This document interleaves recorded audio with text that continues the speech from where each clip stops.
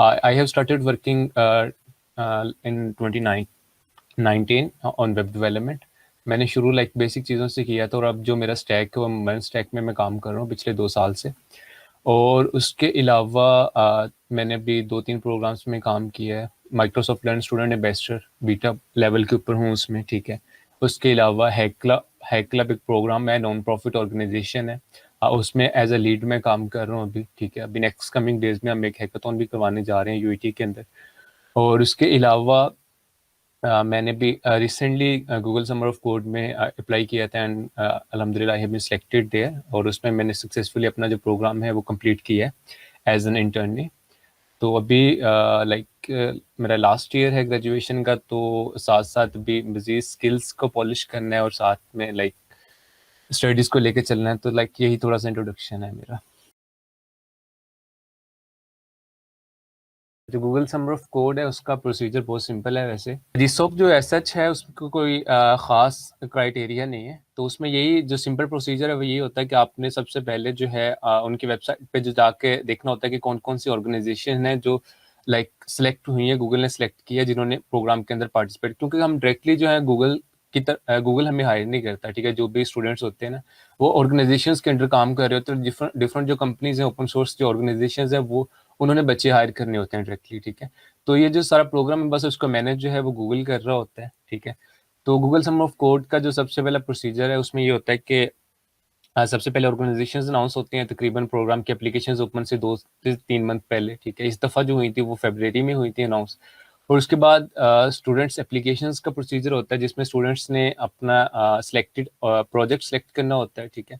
और उस प्रोजेक्ट के ऊपर अपनी कॉन्ट्रीब्यूशंस करनी होती है, साथ में एक प्रपोजल लिखना होता है। जैसे हम कहीं भी अप्लाई करते हैं, अपना रिज्यूमे भेजते हैं, तो दिस इज समथिंग लाइक हमने कंप्लीट प्रपोजल करना है। हम कहते हैं कि हमने ये प्रोजेक्ट सेलेक्ट किया और हमने इसके ऊपर काम करना है। हम मेंटोर से कम्युनिकेशन करते हैं, हम उससे बात करते हैं कि जी मैंने इस प्रोजेक्ट के ऊपर काम करना है, और ये मैंने मेरे ये आइडियाज़ है, मैं इसको ऐसे इंप्लीमेंट करना चाह रहा हूँ। तो हम वो अपने आइडियाज़ एक प्रॉपर डॉक्यूमेंट की शक्ल में ऑर्गेनाइजेशन को सबमिट करवाते हैं, और एक डेडलाइन से पहले।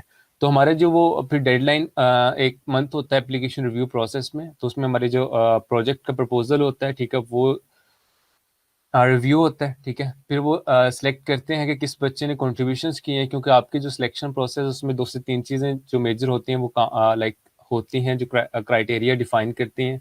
एक होती है आपकी कॉन्ट्रीब्यूशंस उस प्रोजेक्ट के अंदर, और क्योंकि ओपन सोर्स चीज़ें हैं सारी, तो उनके जो कोड्स हैं वो गिटहब रिपोजिटरीज के ऊपर पड़े होते हैं, या मोस्टली बिटबकेट या गिटहब के ऊपर होते हैं। तो आप क्या करते हैं कि उनके जाके जो प्रोजेक्ट्स हैं उनको क्लोन करते हैं, उनमें कॉन्ट्रीब्यूशंस करते हैं, कोई बग्स रिजॉल्व करते हैं या कोई नया फीचर ऐड करते हैं, ठीक है। तो आपके वो कॉन्ट्रीब्यूशंस को देखते हैं। उसके अलावा देखते हैं कि आपका प्रपोजल कितना टेक्निकल है और आपने उसमें कितनी डिटेल्स डाली है, और क्या आपको जो मेन प्रोजेक्ट आप जो करना चाह रहे हैं उसका आपको मेन आइडिया है कि नहीं है, ठीक है। तो आपका वो प्रपोजल जो उन चीज़ों को हाईलाइट कर रहा होता है, ठीक है।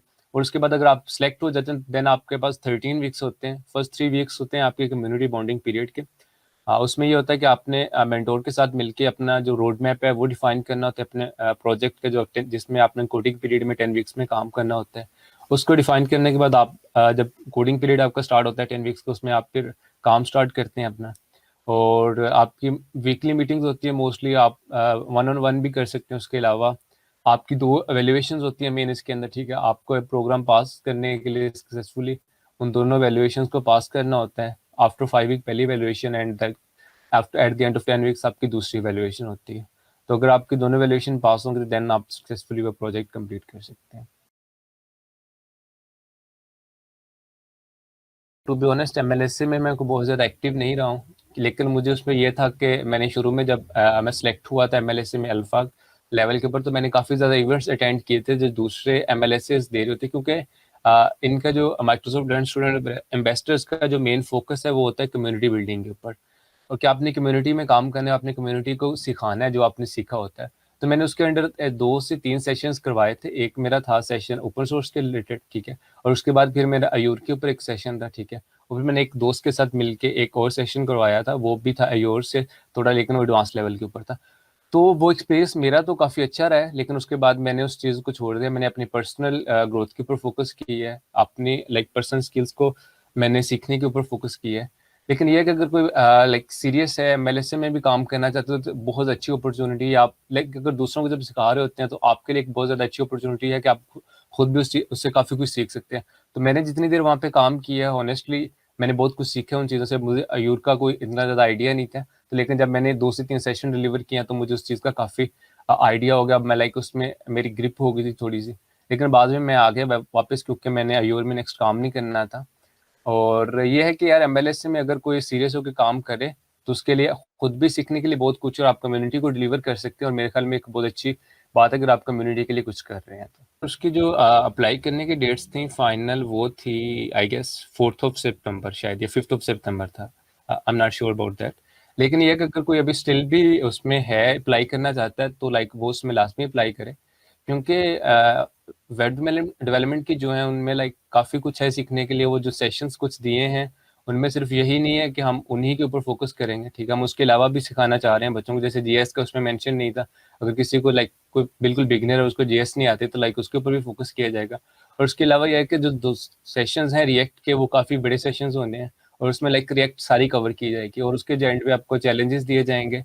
लाइक उसका ये है कि उनसे आपको काफ़ी कुछ सीखने को मिलेगा। और उसके अलावा इंटर टीम कॉम्पिटिशन्स हैं, ठीक है, उसमें भी यही है कि हम लाइक कुछ टास्क देंगे और उसके एंड पे ऑब्वियसली रिवॉर्ड भी रखेंगे कोई छोटा सा, तो फिर उसमें आपको सीखने के लिए मिलेगा। और उसके अलावा जो बाकी हैं, जैसे ग्राफिक डिज़ाइन की होगी इंटर्नशिप या फोटोग्राफी की होगी, तो ऑब्वियसली वो डिपेंड करता है कि आपका अगर उसमें इंटरेस्ट है तो आप वो भी कर सकते हैं। वो भी एक काफ़ी अच्छी अपॉर्चुनिटी है कुछ सीखने के लिए, क्योंकि ट्राइब्यून का इस साल जो मोटिव है वो यही है कि हम पहले जो होती थी ये तकरीबन 2 वीक्स की होती थी, और इस दफ़ा नंबर ऑफ वर्कशॉप्स भी इंक्रीज़ किए, और साथ में हमने ये भी कहा कि कुछ ना कुछ बच्चों से टास्क करवाए जाएंगे ताकि कुछ फ़ायदा हो उनको इंटर्नशिप्स करने का। ये ना हो कि सिर्फ वो एक सर्टिफिकेट के लिए इंटर्नशिप करें और उनको एट द एंड कोई एडवांटेज ना हो इस चीज़ का।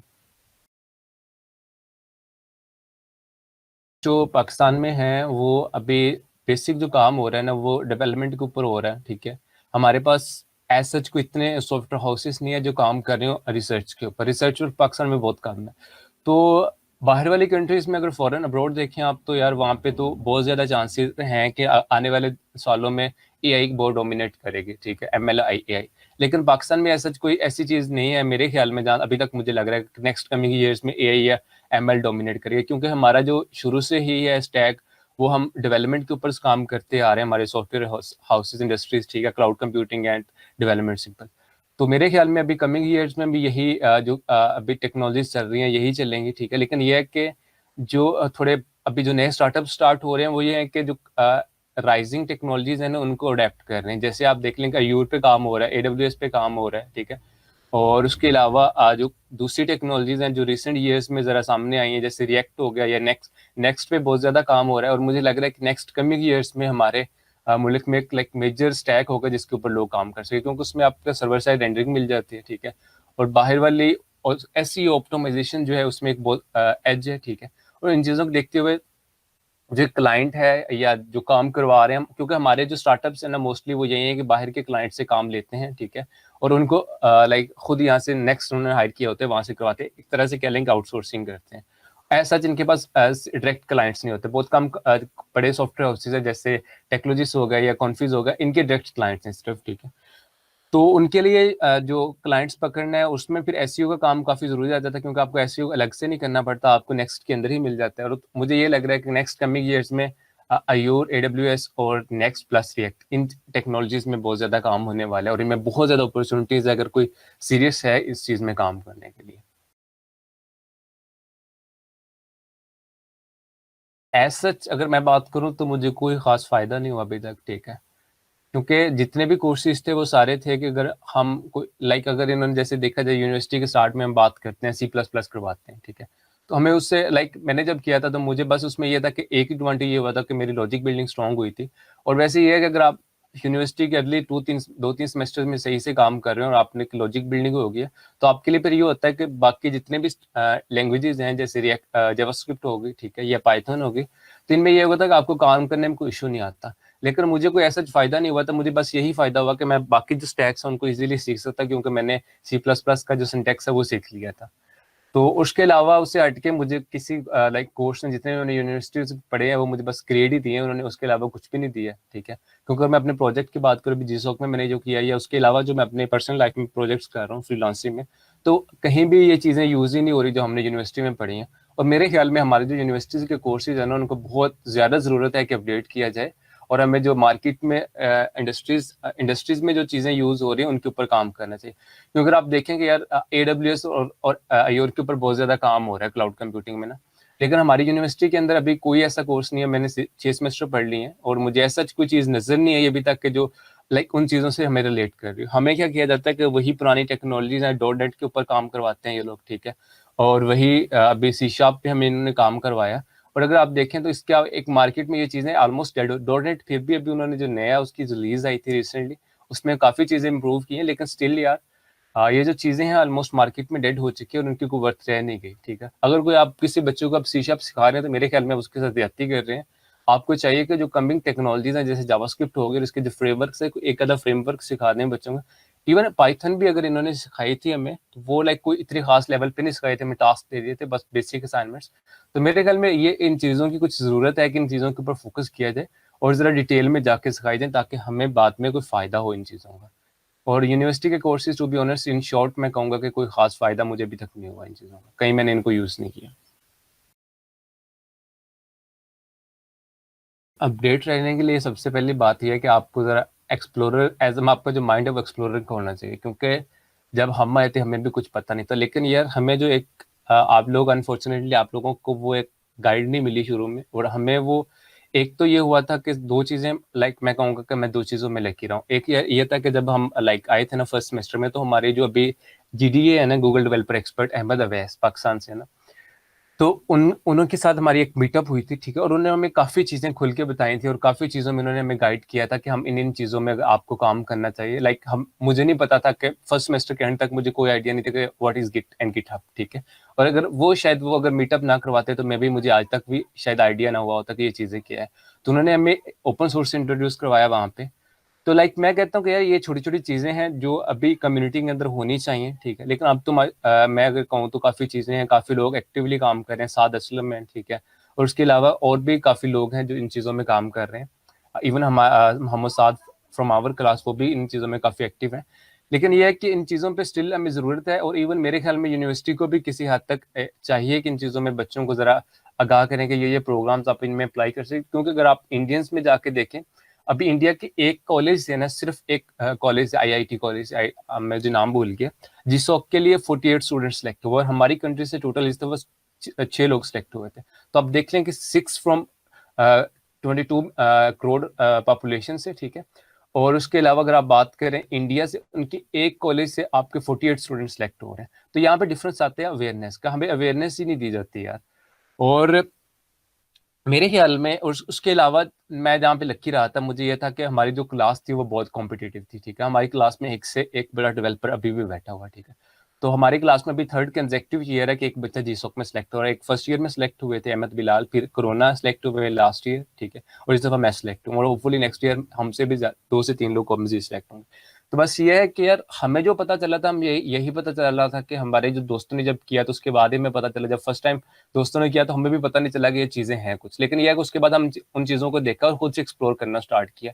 अब मैंने आप थोड़ा सा हैक क्लब का आइडिया दिया था शुरू में, तो अभी हैक क्लब का हमारी यूनिवर्सिटी में किसी खास बच्चे को पता नहीं, लेकिन हमें भी ऐसे पता चला कि मैं एक दिन गिटहब के ऊपर बैठा एक्सप्लोर कर रहा था रिपोजिटरी, तो मुझे वहाँ से कि इंडियन का प्रोजेक्ट नजर आया और मुझे पता चला कि उन्होंने एक हैकाथॉन के अंदर वो प्रोजेक्ट बिल्ड किया। तो मैंने फिर जाके देखा कि वो हैकाथॉन जो है वो हैक क्लब के अंदर हुआ था। और हैक क्लब क्या चीज़ है, मैंने हैक क्लब को एक्सप्लोर किया तो मुझे पता चला कि हैक क्लब एक नॉन प्रॉफिट ऑर्गेनाइजेशन है। वो क्या करते हैं कि आपको स्पॉन्सर करते हैं कि आपको हैकाथॉन वगैरह करवाना चाहते हैं, ठीक है। फुल रिसोर्सेज ऐसे रिसोर्सेज नहीं देते, लेकिन आपको गाइड देते हैं और मटेरियल सारा प्रोवाइड करते हैं।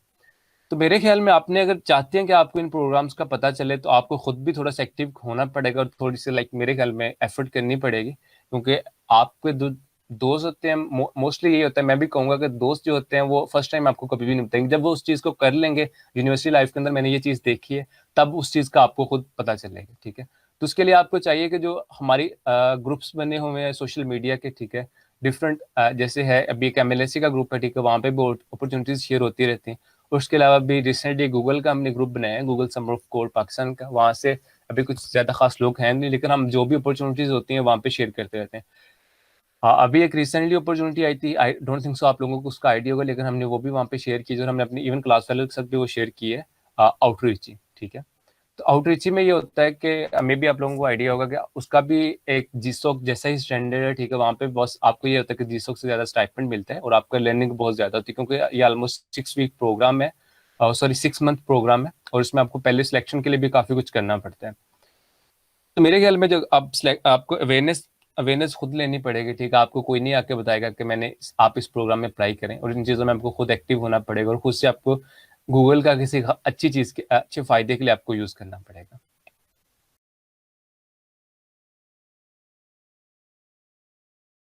मेरे ख्याल में सीनियर्स को एक रोल प्ले करना चाहिए। ये जो चीज़ें हैं ये आपको लाइक अवेयरनेस ऐसे ही मिलती है, जिस सीनियर्स हो गए, जिन लोगों ने ये चीज़ें की हुई हैं, क्योंकि फर्स्ट टाइम अगर कोई कर रहा है तो उसको खुद भी आइडिया नहीं होगा, उसने भी किसी से सुना होगा। उसको चाहिए कि ये चीज़ आगे दूसरे लोगों तक पहुंचाए कि भाई आप इस चीज़ में अप्लाई कर सकते हो। तो मेरे ख्याल में इस चीज़ के लिए जो एक होना चाहिए, चीज़ जो होनी चाहिए, सोसाइटीज़ में भी रोल इसमें प्ले कर सकते हैं, या जिन लोगों ने खुद किया वो ये कर सकते हैं, अवेयरनेस सेशंस करवा सकते हैं। जब लाइक डेट्स आए उस चीज़ को अप्लाई करने के लिए, जैसे भी एमएलएसए की डेट आनी है, तो उसके ऊपर एक सेशन हो सकता है हमारी यूनिवर्सिटी के अंदर, के जो बच्चे हैं जिनको, जैसे आप कहते हैं कि आपने फर्स्ट टाइम कुछ चीज़ों का नाम सुना है, तो आपको उस चीज़ का पता चले कि ये चीज़ें एक्चुअली है कि, और आप लोगों को उसमें इंटरेस्ट पैदा हो, और उस प्रोग्राम के बेनिफिट्स बताए जाएँ, ताकि आपको भी एक चीज़ इंटरेस्ट डेवलप हो कि आप उस चीज़ में अप्लाई करो। तो मेरे ख्याल में जो एक ऑलरेडी अभी कुछ भी नहीं है ऐसा कि आपको इससे पता चले, लेकिन मेरे ख्याल में हम इवेंट्स हो सकते हैं जो ऑलरेडी अलुमिनाइज है, जो काम ये कर रही हैं, जो स्टूडेंट्स अभी इन प्रोग्राम्स में सिलेक्टेड हैं, तो वो ये कर सकते हैं कि इवेंट्स डिलीवर करें, जिससे आप लोगों को फायदा हो, मेरे ख्याल में जूनियर्स के लिए। वो ये नहीं देखता है कि आपका, अगर आप किसी बाहर के प्रोग्राम में अप्लाई कर रहे हैं तो वो बहुत कम, जैसे जीसोक में ये है कि आप, वो ये नहीं देखते कि आप किस यूनिवर्सिटी से अप्लाई कर रहे हैं, ठीक है। टोटली इसका आपको कोई, क्योंकि अभी Usman institute of technology Karachi से एक बच्चा सेलेक्ट हुआ था, और उस्मान इंस्टीट्यूट का ये है कि उनका कोई इतना खास नाम भी नहीं है पाकिस्तान में। बस ये है कि मेरे ख्याल में आपको यूनिवर्सिटी को तो लिस्ट से निकाल देना चाहिए कि आपकी यूनिवर्सिटी का कोई रोल नहीं है उसमें।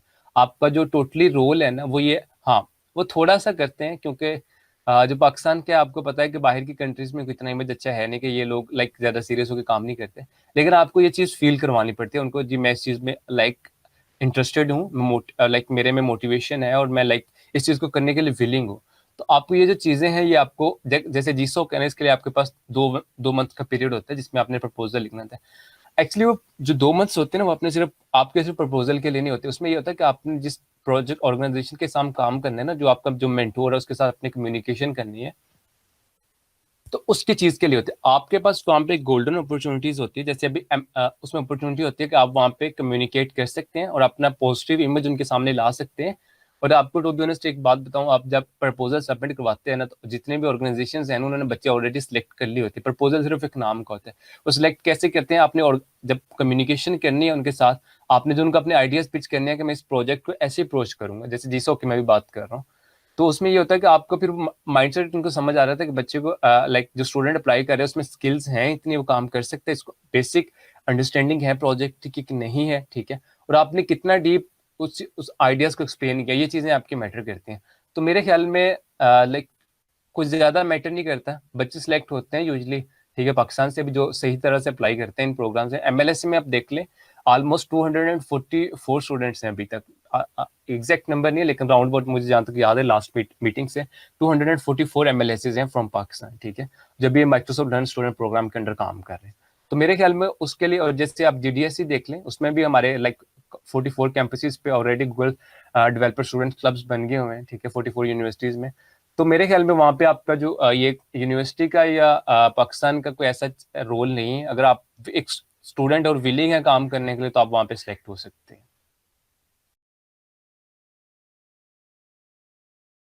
प्रॉब्लम सॉल्विंग ऐसा आर्ट है कि जिसको आप जितना ज्यादा काम करेंगे उस चीज के ऊपर, आपको उतने ही ज्यादा इंप्रूव होगा। अगर आप कहें ना कि मैं लाइक कुछ चीजें पढ़ के या इन चीजों को करके मैं उसको इंप्रूव कर लूंगा, तो कभी भी नहीं होगी।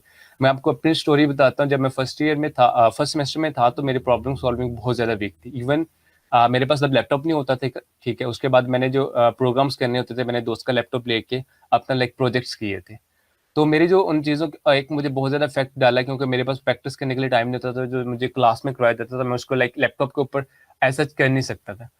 तो अगर आप, कोई बंदा है वो कहता है कि मैंने लाइक एक स्टूडेंट है वो कहता है कि मेरी प्रॉब्लम स्किल्स वीक है, तो मैं कहता हूँ कि आपकी प्रॉब्लम स्किल्स वीक नहीं है, आपकी जो मोटिवेशन है इस चीज़ को करने के लिए वो वीक है। आपके पास लैपटॉप है, आप बैठ जाए, ठीक है। अब प्रोग्राम जो आपकी प्रॉब्लम्स हैं या असाइनमेंट, यूजुअली आप असाइनमेंट से ही सीखते हैं अर्ली सेमेस्टर्स में, जब आपकी लॉजिक बिल्डिंग हो रही है, प्रॉब्लम सॉल्विंग स्किल्स आपकी। तो आप क्या करें कि ज्यादा से ज्यादा प्रैक्टिस करें। इसमें सिर्फ जो चीज मैटर करती है वो प्रैक्टिस करती है, ठीक है। हर कोई गॉड गिफ्टेड नहीं होता, हर कोई इतना ज्यादा इंटेलेक्चुअल नहीं होता कि आप प्रॉब्लम को पिक करें और साथ ही उसका आप सोल्यूशन आपको दे दें। अगर आपने प्रैक्टिस की हुई है, ठीक है, उसके लिए हमारे पास जो है कुछ ऑनलाइन प्लेटफॉर्म्स है, आप वहां पे ट्राई कर सकते हैं। लेकिन मैंने ऐसे ऑनलाइन प्लेटफॉर्म्स के ऊपर काम नहीं किया हुआ। मैंने ये किया हुआ कि जो असाइनमेंट्स हैं मैंने बहुत सीरियस होकर की हुई हैं, और उसके अलावा मैंने यूजुअली जो छोटे छोटे टास्क होते हैं ना, वैसे आप गूगल के ऊपर जाए ना, तो वहां से आपको मिल जाती है कुछ प्रॉब्लम्स, ठीक है। मैंने उनको सॉल्व किया हुआ खुद बैठ के अपने लैपटॉप के ऊपर, ठीक है। लेकिन इसके लिए एक अच्छा तरीका ये है कि आप जैसे लीड कोड हो गया, हैकर रैंक हो गया, ठीक है, इस तरह के एक दो प्लेटफॉर्म्स और हैं, आप इनके ऊपर जाके एटलीस्ट 50 to 60 अगर प्रॉब्लम सॉल्व कर लेते हैं ना मीडियम लेवल की, ठीक है। अर्ली प्रॉब्लम्स में आपको ये होगा कि आपके जो 2-2 दिन भी लगेंगे एक प्रॉब्लम को सॉल्व करने के। लेकिन अगर आपने उस प्रॉब्लम को सॉल्व कर लिया है, कुछ 50 से 60 प्रॉब्लम्स अगर आपने सॉल्व कर लिए तो आपकी प्रॉब्लम सॉल्विंग इतनी स्किल लाइक डेवलप हो जाएंगे, इतने पॉलिश हो जाएंगे कि आप उस चीज में लाइक बाद में इजीली काम कर सकते हैं। आपको कोई प्रॉब्लम पेश की जाए, आपके सामने लाई जाए, आपको उसका इजीली सोल्यूशन निकाल सकते हैं, बेशक आप उसके ऊपर 10 मिनट लगा के काम करें, ठीक है। तो बस प्रैक्टिस, एक कह लें कि मेरे ख्याल में जो है सारी गेम जो है प्रॉब्लम सॉल्विंग स्किल्स आने के अंदर वो प्रैक्टिस के, जितनी ज्यादा प्रैक्टिस करेंगे, ठीक है, चीजों को सॉल्व खुद से करेंगे, उतनी ज्यादा आपकी स्किल्स डेवलप हो जाएंगी। अगर आप लाइक सी एस, मैं कहता हूँ कि हमारी जो फील्ड है सी एस एंड सी, वहाँ पे सी जी पी मैटर नहीं करता। बस आपका इतना होना चाहिए कि आपको इंटरव्यू के लिए आपकी सीवी सिलेक्ट हो जाए, क्योंकि उसके बाद आपसे सीवी आपका जो है आईटी के जितने भी लोग हैं, जैसे सीई के लोग हो गए या सी एस या सॉफ्टवेयर इंजीनियर्स हो गए, इनका जो है सी जी पे बिल्कुल भी मैटर नहीं करता। आपकी जो सिर्फ स्किल्स हैं वो मैटर करती है कि आपको बेसिक जो कंसेप्ट हैं उनकी कितनी अंडरस्टैंडिंग है। इवन आपका जो फर्स्ट इंटरव्यू होता है, आपने स्किल्स भी नहीं इतनी मैटर करती, उसमें सिर्फ आपके कंसेप्ट जो हैं, जैसे ऊप होगी, ठीक है, आपने डेटाबेसिस में भी पढ़ी हो, और उसके अलावा डेटा स्ट्रक्चर्स हैं, ऐसे कंसेप्ट है जो मैं सी एस के लिहाज से बता रहा हूँ कि वहाँ पे ये चीज़ें मैटर करती हैं। इन चीज़ों की आपको ग्रिप होनी चाहिए। अगर आपको ये कंसेप्ट आते हैं तो आप इजीली कोई भी जॉब लैंड कर सकते हैं, ठीक है। और उसके अलावा जो सी जी पी मिनिमम है, मेरे ख्याल में जो 3.3 है वो थ्रेशोल्ड होने चाहिए, आपका एटलीस्ट 3.3 होना चाहिए, क्योंकि यूजली जो अच्छी कंपनीज है उनमें ये थ्रेशोल्ड होती है, और इसके ऊपर आप anything about that would be plus, ठीक है। इवन 3 भी बैड नहीं है, आप 3 के साथ भी सीजीपीए के साथ भी जा सकते हैं। मेरा पर्सनली जब मैंने यूनिवर्सिटी स्टार्ट की थी तो मैंने 2.7 से स्टार्ट की थी, लेकिन अलहमदिल्ला काफी इंप्रूव हो गया हुआ है। तो लाइक सीजीपीए को ज्यादा मैटर नहीं करता, 3 एंड 3.3 से ऊपर रखें, it's more than enough. Juniors के लिए मैसेज काफ़ी है। लाइक मैं ये कहता हूँ कि हमारे जो जूनियर्स हैं वो यूजुअली टाइम वेस्ट करते हैं कुछ ना करके, ठीक है। क्योंकि जब मैं था फर्स्ट ईयर में तो मैंने भी टाइम ऐसे ही वेस्ट किया था। तो मैं भी उस चीज़ को कहता हूँ कि मैंने अपने फर्स्ट 2 सेमेस्टर्स वेस्ट किए, मैंने कभी काम नहीं किया। अभी हमारे कुछ 1-9 सेशन से लाइक जूनियर्स हैं जिनके साथ मेरा कॉन्टेक्ट होता है, तो वो यही करते हैं कि वो कोई ऐसा चीज़ें सीख नहीं रहे, वो सिर्फ पेपर्स के ऊपर फोकस करते हैं, कहते हैं कि ग्रेड्स ले लिए and they are more than enough. लेकिन मेरे ख्याल में ये चीज़ें इनफ नहीं, आपके पास 4 साल होते हैं, आपने 4 साल में चीज़ों को एक्सप्लोर करना होता है, ठीक है। आपके पास देखें जितने प्रोग्राम्स हैं आप सब में ट्राई करें, उन चीज़ों को जाकर इन डेप्थ देखें वहाँ पे क्या हो रहा है। और अगर आपको थोड़ा बहुत, मैं कहता हूँ कि अगर स्किल्स आप सीख लेते हैं ना at the end of 4 year, क्योंकि आपने जब इंडस्ट्री में जाना वहाँ पे ऑब्वियसली अपने स्किल्स तो सीख ही लेनी है। लेकिन अगर आपने 4 साल, इन 4 सालों में काम कर लिया होगा कुछ प्रोग्राम्स में, जैसे जीसोक हो गया या एमएलएससी हो गया, या इस तरह के कुछ हैकाथॉन्स, हैकाथॉन्स में अगर किसी ने पार्टिसिपेट कर लिया, तो उसको वहां से इतना ज्यादा सीखने को मिलेगा कि आप अगर 1 साल यूनिवर्सिटी में भी सीख रहे हैं ना, तो आपको वो मेरे ख्याल में काम होगा, क्योंकि university life is totally different जो हमारी इंडस्ट्री में है, ठीक है। तो मेरे ख्याल में जूनियर्स को ये करना चाहिए कि जितने एक्सप्लोर करना चाहिए, सबसे बड़ी बात तो ये है। और उसके अलावा जो सेशंस होते हैं ना, मैंने यार ये चीज़ नोट की है, मैंने 3 सेशंस दिए थे अभी लास्ट ईयर ना, तो मैंने सेशंस में देखा कि बच्चे जो आते हैं ना यूजली सिर्फ सर्टिफिकेट्स के लिए आते हैं, जूनियर्स जो होते हैं, ठीक है। बहुत कम लोग होते हैं जो सीरियस होकर सुनते हैं, ठीक है। मेरे ख्याल में अगर आप कोई सेशन सुन रहे हो ना, अगर आपने ज्वाइन किया है, बेशक अपने सर्टिफिकेट के लिए भी ज्वाइन किया ना, एटलीस्ट उसको सुने और देखें कि जो हमारा स्पीकर है वो क्या बताना चाह रहा है, उसकी किस चीज़ के ऊपर फोकस कर रहा है। एटलीस्ट कुछ एक सर्टिफिकेट से बेटर है कि आप सर्टिफिकेट के लिए ना, क्योंकि एट द एंड वो आपको मिल ही जाना है, ठीक है। और उसकी कोई ऐसा वर्थ भी नहीं होती। आपकी जो वर्थ होती है आपकी ये होती है कि आपने उस चीज को कितना सुना है, अडेप्ट कितना किया है, और आप कितना विलिंग हुए हैं, कितने मोटिवेटेड हुए हैं उस चीज को सुन। क्योंकि जो सेशंस होते हैं वो ये होते हैं कि आपको थोड़ा सा लाइक इंट्रोडक्शन दे दिया जाए चीजों का, ताकि आप मोटिवेटेड हों और आप उससे खुद से उन चीजों को एक्सप्लोर करें, ठीक है। अब जैसे अगर मैं एक छोटी सी एग्जांपल दूंगा आपको, लाइक कोई बच्चा है वो अगर वेबसाइट बना रहा है, उसको अगर कोई इशू आ जाता है, अब वो इशू को कैसे रिजॉल्व करता है? ऑब्वियसली वो अगर अपने आप लाइक खुद से बना रहा है तो उसके लिए वो क्या करेगा, गूगल के ऊपर जाएगा, डिफरेंट चीज़ों को एक्सप्लोर करेगा, ठीक है। लेकिन यूजुअली यही होता है कि अगर आपको कोई इशू आता है ना, तो हम क्या करते हैं कि हम कहते हैं कि जी हमारे पास दोस्त बैठा होगा कोई, हम कहेंगे यार ये बताना मुझे, इसमें मुझे मसले आ रहे हैं, ठीक है, मुझे ये चीज़ रिजॉल्व। मैं कहता हूँ कि आपको अपनी प्रॉब्लम्स लेकर ठीक है अपने दोस्त के पास जा सकते हैं, ओपन चीज़ है ये, लेकिन अपने दोस्तों के पास नहीं जाना चाहिए। आपको खुद से वो चीज़ें एक्सप्लोर करनी पड़ती हैं, ठीक है। अगर आप खुद से एक्सप्लोर करेंगे ना, आप उस चीज़ को बहुत लाइक और भी कुछ चीज़ें सीखेंगे जब आप उस चीज़ का लाइक कुछ सोल्यूशन देख रहे होंगे, ठीक है। लाइक अगर रिएक्ट में कोई वेबसाइट बना रहा है, उसको अगर कोई इशू आता है, तो उसको चाहिए कि रिएक्ट की जो डॉक्यूमेंटेशन है वहाँ पे जाके उस चीज़ को एक्सप्लोर करे, डॉक्स पढ़े। आपको वहाँ से इतनी डेप्थ अंडरस्टैंडिंग हो जाएगी चीज़ की कि आपको कभी वो दोबारा इशू नहीं आएगा। और उसके अलावा जितनी भी अपॉर्चुनिटीज अभी हमारे पास अवेलेबल है, उनको अवेल करना चाहिए। जैसे लाइक मैं कहता हूँ कि डीएससी इवेंट्स करवा रही है, काफ़ी अच्छे जा रहे हैं, ठीक है। अगर एमएलएससी को कोई सीनियर है, अगर वो डिलीवर करता है, उसको ज्वाइन करना है। उसके अलावा प्रोग्राम में अप्लाई करना चाहिए। उसके अलावा आउटरीच का जैसे प्रोग्राम है उसमें अप्लाई करना चाहिए।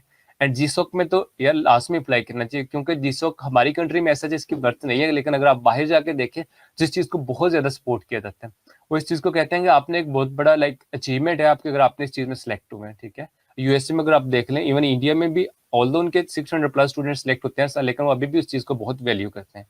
और इसके अलावा एक और प्रोग्राम है एमएलएच, ठीक है। ऐसा मैंने उसमें अभी तक अप्लाई नहीं किया, लेकिन अब मेरे क्लास फेलो साथ ने किया है और कोरोना है उन्होंने किया है।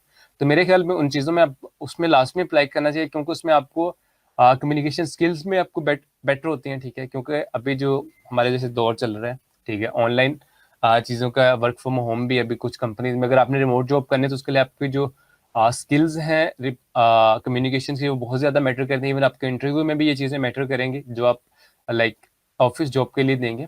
और एमएलएच ये है कि आपको एक बहुत अच्छी अपॉर्चुनिटीज देता है अपने पोर्टफोलियो डेवलप करने का। तो मेरे ख्याल में इन अपॉर्चुनिटीज को जरूर अवेल करना चाहिए, और अपना जो टाइम है लास्ट में बात, आप इंजॉय भी करें, लेकिन साथ साथ अपनी लर्निंग भी करें, ठीक है। दोनों चीज़ों को साथ साथ लेके चलें।